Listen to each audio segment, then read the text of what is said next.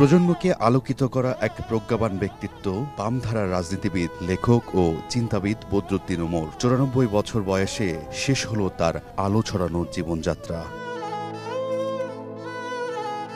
রোববার সকালে রূপনগরের বাসায় অসুস্থ হয়ে পড়লে বদরুদ্দীন ওমরকে নেওয়া হয় বাংলাদেশ স্পেশালাইজড হাসপাতালে। পরে চিকিৎসকেরা তাকে মৃত ঘোষণা করেন। মৃত্যুর খবর পেয়ে হাসপাতালে ছুটে আসেন তার দীর্ঘদিনের সহকর্মী, সহযোদ্ধা ও শুভাকাঙ্ক্ষীরা। তারা বলেন, দেশের মানুষের মুক্তির সংগ্রামে বদরুদ্দীন ওমর চিরকাল প্রেরণার বাতিঘর হয়ে থাকবেন।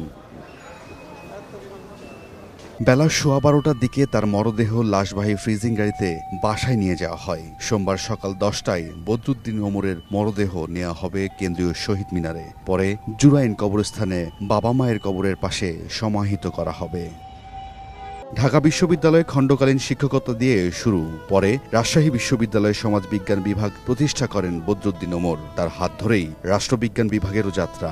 সর্বোচ্চ বেসামরিক পুরস্কার, স্বাধীনতা পুরস্কার সহ বেশ কয়েকটি পুরস্কারে ভূষিত হন তিনি। তবে কোনো পুরস্কারই তিনি গ্রহণ করেননি।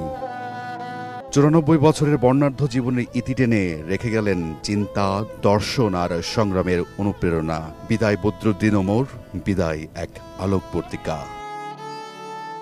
রায়দুল ইসলাম শুভ, সময় সংবাদ, ঢাকা।